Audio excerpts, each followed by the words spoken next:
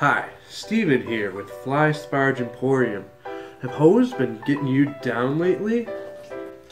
Does the mere thought of regulating flow through tiny valve adjustments make you cringe? Do you have lifelong scars from burning yourself with hot water? Well, you're in luck. Today we're going to give you the know-how and instructions to make a Fly Sparge for less than $10.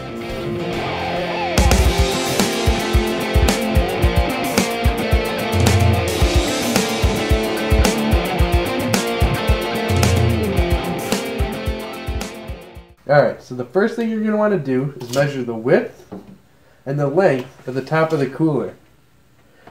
Now what our plan is going to be is to have the sparge hang over the sides a little bit and rest on the top of the cooler. So next you got to gather your supplies. So for our design we have PVC pipe, we have these elbow connectors that fit over the PVC pipe, we have these T connectors that will piece it together. Then for cutting the pipe you could either use a hacksaw or you can use one of these PVC cutters. And the last thing we need is this hose barb right here, and this will screw into one of our adapters and we can connect up to the hose. Then the last thing we're going to need is a drill. So here we have a bench press drill. You could also use a handheld drill and just a small drill bit to make a small hole on this. And we're going to make holes about every 1 inch apart on our PVC pipe.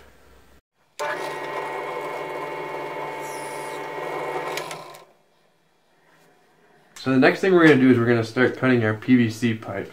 And so looking back at our plans, we had two ends where we have these 90-degree elbows going into a T, going into a T. So we're going to start working on one end, and then we're going to work on the other end.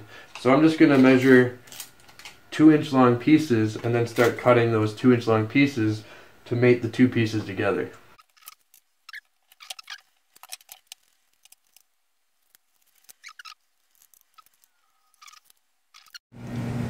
Alright, so we assembled both the ends here. One thing I'd like to note is we did not use PVC glue. One reason is we don't want to glue this all together and have nasty chemicals going with the water flowing through it. And this holds together really well, and it's going to be low pressure. It's just going to be gravity feed going through the hose barb. And another thing to note about the hose barb, so we have a T connector right here with threaded connections in there. So we would just thread this in here, tighten it up a little bit, and once we assemble all these pipes, the longer pipes, then the water will flow right through there. So let's trim down one of these pipes and then do a test fit on the cooler. Alright, we got everything assembled, everything's nice and tight. Time for the moment of truth. Perfect fit. Like one smaller probably. Got our hose connected. See what happens.